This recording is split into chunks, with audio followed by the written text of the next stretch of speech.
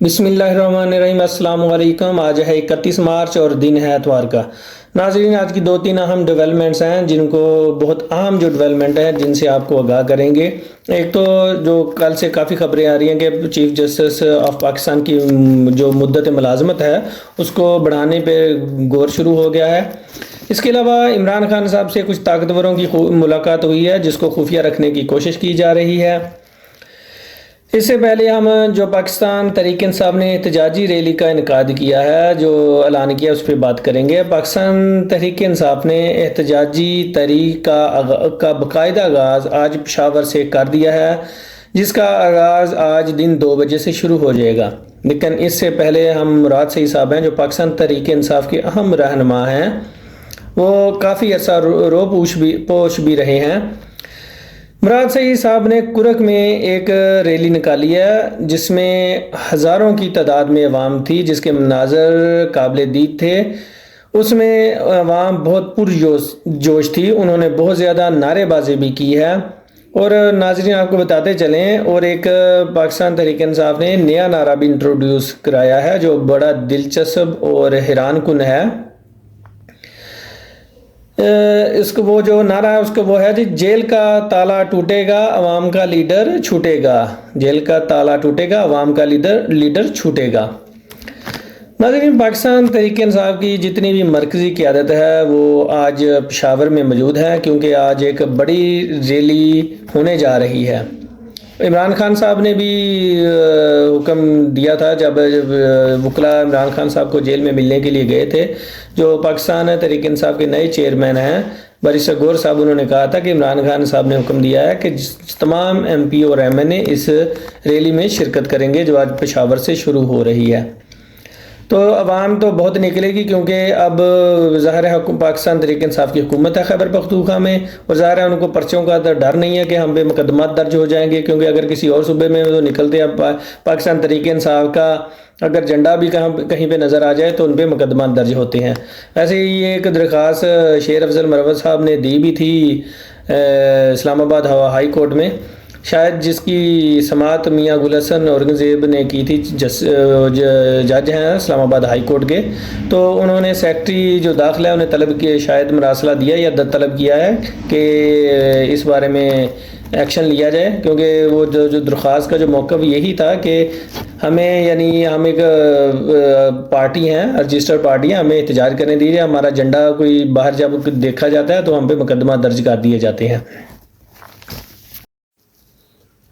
नाज़रीन, इस जो एहतजाजी रैली जो आज से शुरू हो रही है, इसका मकसद यही है कि इमरान खान साहब को जेल से बाहर निकालना, और जो 6 जज साहबान हैं इस्लामाबाद हाई कोर्ट के जिन्होंने एक सुप्रीम जुडिशल काउंसिल को खत लिखा है, उनका साथ देना है। वैसे तो एक कमीशन बन गया है, हुकूमत ने रात अनाउंस कर दिया, उसके TOR भी बन गए हैं।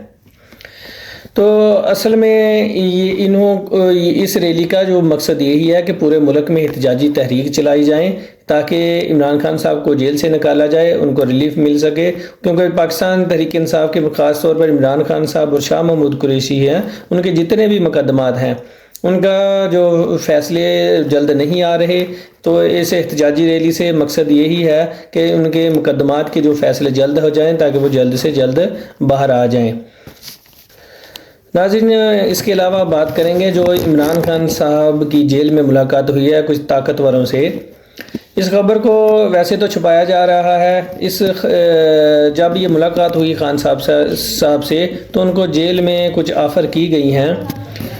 जो खान साहब को ऑफ़र की गई हैं उनमें से खान साहब को कहा गया है कि वो ये जो एहतजाजी तहरीकें चलाने जा रहे हैं ये ना चलाएँ, और जो इलेक्शन का वो मुतालबा कर रहे हैं कि जो इलेक्शन में ये अभी रिगिंग हुई है, ये उसका जो ऑडिट है वो उसके मुतालबा ना करें। तो उन्हें ये ऑफ़र की गई है कि उनके मुकदमात को जल्द फिर ख़त्म कर दिया जाएगा, मदद की जाएगी, और असम्बली में वापस आने के लिए उनको मदद की जाएगी। जब उनके मुकदमात ख़त्म हो जाएंगे, नाअहली ख़त्म हो जाएगी, तो वो फिर इलेक्शन लड़ के असम्बली में आ सकेंगे। لیکن عمران خان صاحب نے فی الحال تو ناظرین اس پہ انکار کر دیا ہے. انہوں نے کہا ہے کہ میں کوئی بھی ایسا سمجھوتا نہیں کروں گا. وہ اپنے اصولی موقف پہ ڈٹے ہوئے ہیں. ظاہر ہے پہلے عمران خان صاحب کی خبر ایک آئی تھی باہر ان کے وکلا کے ذریعے کہ عمران خان صاحب نے کہا تھا میں 5-6 ماہ اور بھی جیل میں گزار سکتا ہوں, میں گھبرانے والا نہیں ہوں. اور انہوں نے کہا تھا میں ڈیل سے یا ڈھیل سے بہتر ہے کہ میری لاش جیل سے باہر آ جائے, لیکن میں کوئی ڈیل یا ڈھیل کر کے باہر نہیں آؤں گا. تو ابھی ان کے ساتھ یہ نجم سیٹھی صاحب نے بھی ایک خبر بتائی تھی اسی طرح کی کہ ان سے جو طاقتور ہیں وہ ابھی مذاکرات کرنا چاہ رہے ہیں. بس جو ابھی جو ڈیل ہے وہ خان صاحب کی طرف سے ہی ہے. باقی اس کے بارے میں جو مزید اپڈیٹ آئے گی انشاءاللہ ناظرین آپ کے ساتھ شیئر کریں گے. ناظرین ایک طرف تو چیف جسٹس آف پاکستان کی ایک ٹینشن کی خبریں آ رہی ہیں اور دوسری طرف جو 6 جج صاحبان ہیں جنہوں نے سپریم جوڈیشل کونسل کو خط لکھا تھا, وفاقی کابینہ نے ان کے خط کو بے بنیاد کہا ہے کہ جو انہوں نے خط لکھا ہے وہ بے بنیاد ہے. یہ تو پہلے ہی فیصلہ دے رہی ہے نا وفاقی کابینہ, پھر کمیشن بنانے کا کیا فائدہ ہے. جو کمیشن بنایا ہے انہوں نے, جو تصدق جیلانی صاحب ہیں سابقہ چیف جسٹس ریٹائر, ان کے بارے میں تو کہ انہیں سربراہ مقرر کر دیا ہے. اور ناظرین وہ عید کے بعد یعنی اس کے کمیشن کی باقاعدہ جو اس کی تفتیش ہے وہ انکوائری شروع کریں گے. یعنی ان کو کوئی جلدی نہیں ہے, کوئی نہیں, رمضان گزرے عید کے بعد دیکھیں گے. اور اس کو 60 روز دیے گئے ہیں کہ عید کے بعد شروع کر کے 60 روز کے بعد وہ رپورٹ مرتب کر کے دیں گے. تو ناظرین جو یہ خبر ہے کہ چیف جسٹس صاحب کی مدت ملازمت میں, یہ اے آر وائی نیوز کے خبر ہے. اے آر وائی نیوز کے مطابق ذرائع کا کہنا ہے کہ چیف جسٹس آف پاکستان کی مدت ملازمت 3 سال کرنے پر غور شروع کر دیا ہے.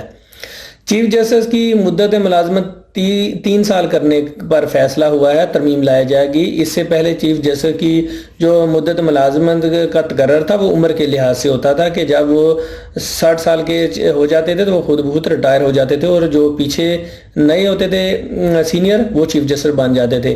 ابھی جو نئے آنے والے چیف جسٹس کا ناظرین پہلے ہی پتہ ہوتا ہے کہ ابھی 2030 تک کا پلان موجود ہے کہ کون سا چیف جسٹس 2030 تک چلیں گے, کیونکہ اکتوبر میں یہ ریٹائر ہو رہے ہیں قاضی فائز عیسیٰ صاحب.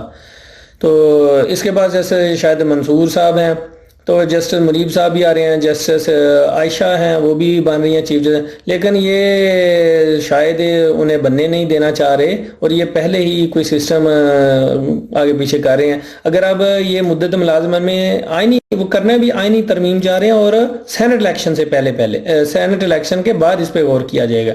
تو اس میں بھی پھر دال میں کچھ کالا ہی نظر آ رہا ہے نا کہ سینٹ الیکشن سے پہلے, کیونکہ ادھر مخصوص نشستوں کا بھی پھڈا ہی ہے, اور اگر ان کے پاس 2/3 اکثریت ہوگی تب ہی آئینی ترمیم ہوگی نا. جو مخصوص نشستیں ہیں پی ٹی آئی کی, جب یہ تمام پی ڈی ایم کو جائیں گی تو ان کی 204 سیٹیں بن جائیں گی, تو ان کے پاس 2/3 اکثریت آ جائے گی, 224 سیٹیں, اور 224 سیٹیں چاہیے ان کو 2/3 یعنی آئین میں ترمیم لانے کے لیے 2/3. تو پھر ظاہر ہے آئین میں ترمیم کر دیں گے کہ کوئی بھی جو چیف جسٹس بنے گا, جیسے آرمی چیف بنتا ہے اس کی مدت ملازم 3 سال ہوتی ہے. اب پھر عمر کا لحاظ ختم ہو جائے گا, جو بھی چیف جسٹس بنے گا پھر وہ 3 سال کے لیے بنے گا, کیونکہ کوئی ابھی 6 مہینے کے لیے, کوئی سال کے لیے, کوئی 2 سال کے لیے چیف جسٹس بنتے ہیں. جیسی ان کی عمر پوری ہوتی ہے وہ خود بخود ریٹائر ہو جاتے ہیں.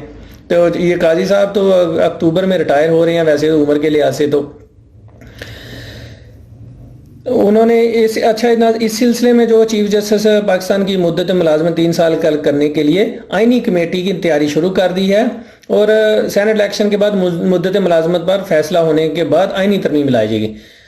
اور دوسری جانب ناظرین وزیر اعظم شہباز شریف کی زیر صدارت وفاقی کابینہ کا اجلاس منعقد ہوا ہے, اور جو ہائی کورٹ کے 6 جج صاحبان کی جانب سے لکھے گئے خط کے مندرجات پر تفصیلی غور ہوا. اس اعلامیے کے مطابق اجلاس کو بتایا گیا ہے کہ سپریم کورٹ کے فل کورٹ اعلامیے کے مطابق چیف جسٹس پاکستان کے وزیر اعظم سے ملاقات میں انکوائری کمیشن کی تشکیل کی تجویز ہوئی تھی. تو وفاقی کابینہ بھی یہی کہہ رہی ہے کہ جی یہ چیف جسٹس صاحب نے یعنی سپریم کورٹ نے اس کی اجازت دی ہے. وفاقی کابینہ نے اسلام آباد ہائی کورٹ کے 6 جج صاحبان کے خط پر انکوائری کمیشن کی تشکیل کی منظوری دیتے ہوئے سابق چیف جسٹس پاکستان تصدق حسین جیلانی کو انکوائری کمیشن کا سربراہ نامزد کر دیا ہے.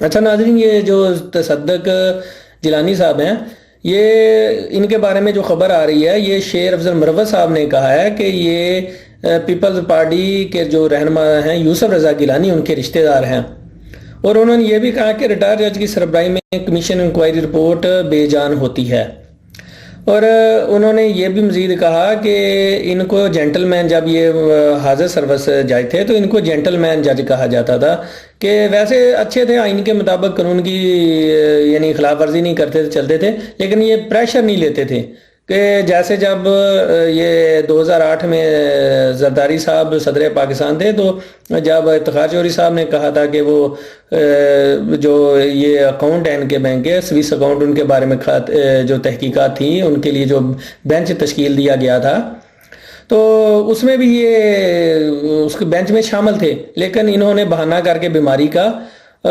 بینچ سے الگ ہو گئے تھے، پھر وہ بینچ ٹوٹ گیا تھا، یعنی تحقیقات نہیں ہونی دی تھی انہوں نے جو بینچ تشکیل ہوا تھا۔ تو جب بعد میں دیکھا کہ اگلی شام یہ کسی ریسٹورنٹ میں بیٹھے کھانا یا چائے پی رہے تھے، تو یہ یعنی پریشر لینے والے جج نہیں ہیں جو تصدق حسین جیلانی ہے، انہیں جو کمیشن ابھی اس کے ٹی او آر بھی بن گیا ہے، اس کی سربراہی دے دی ہے، تو انہوں نے قبول بھی کر لی ہے، پتہ نہیں اب کس وجہ سے کیسے قبول ہوئی ہے، کیا ڈیل ہوئی ہے یا کیا چکر ہے، اور وہ خبریں تو ویسے یہ بھی آ رہی ہیں کہ انہیں فیصلہ تو پہلے لکھ کے دے دیا جو انہوں نے دینا ہے۔ اچھا ناظرین، جو وفاقی کابینہ نے انکوائری کمیشن کے جو ٹی او آرز ہیں وہ منظوری دے دی ہے۔ ٹی او آرز کے مطابق انکوائری کمیشن معزز جج صاحبان جو ہیں ان کے خط میں عائد کردہ الزامات کی مکمل چھان بین کرے گا اور تعین کرے گا کہ الزامات درست ہیں یا نہیں۔ انکوائری کمیشن تعین کرے گا کہ کوئی اہلکار براہ راست مداخلت میں ملوث تھا۔ کمیشن اپنی تحقیق میں سامنے آنے والے حقائق کی بنیاد پر کسی ایجنسی، محکمے یا حکومتی ادارے کے خلاف کارروائی تجویز کرے گا۔ کمیشن کو یہ بھی اختیار ہوگا کہ وہ انکوائری کے دوران ضروری سمجھے تو کسی اور معاملے کو بھی جانچ کر سکے گا۔ یہ کوئی اور معاملہ کون سا ہوگا جو جانچ کر سکے گا؟ تو اس کو مشکوک تو یہ پہلے ہی بنا رہے ہیں نا ٹی او آر میں بھی، کہ وہ اپنے مرضی سے کوئی اور معاملہ جیسے بھی کوئی درخواست دے دے، یہ جج صاحبان کے خلاف کوئی دے دے یہ وہ، تو نظر تو یہی آ رہا ہے اس کے مطابق کہ کیا پتہ ہے کل کو کوئی درخواست آ جائے جج صاحبان کے خلاف، وہ یہ ٹیک اپ کر لے کمیشن والے جج صاحبان سربراہ جو ہیں تصدق جیلانی صاحب، تو بعد میں ان کو مس کنڈکٹ کا مرتکب کر کے سپریم جوڈیشل کونسل میں ان کے خلاف درخواست دائر کر دی جائے، انہیں فارغ ہی نہ کر دیا جائے۔ اور ویسے بھی ابھی جو بڑے ہیں سب وہ آپس میں ملے ہوئے ہیں، کوئی پتہ نہیں کوئی کیا ہوگا۔ اور اس کے علاوہ انہوں نے جو کہا ہے وفاقی کابینہ نے کہ کابینہ کے اجلاس نے معزز 6 جج صاحبان کے خط میں ایگزیکٹو مداخلت کے الزام کی نفی کرتے ہوئے اسے نامناسب قرار دیا ہے۔ اس کی نفی کو تو خود ہی کر دیا نا، جب خود انہوں نے نفی بھی کر دیا وفاقی کابینہ نے، تو پھر کمیشن بنانے کا کیا فائدہ؟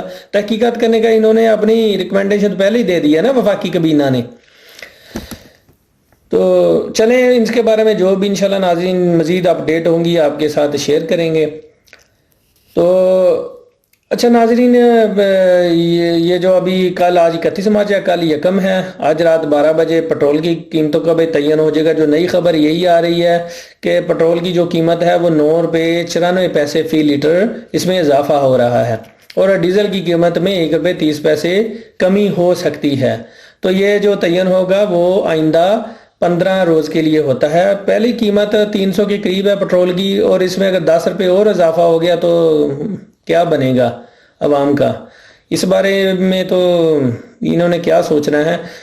چلیں ناظرین، آج کے لیے ابھی کے لیے اتنا ہی، انشاءاللہ نئے ویلاگ کے ساتھ آپ کی خدمت میں حاضر ہوں گے۔ مہربانی کر کے سبسکرائب کیجئے اور لائک کیجئے، شکریہ۔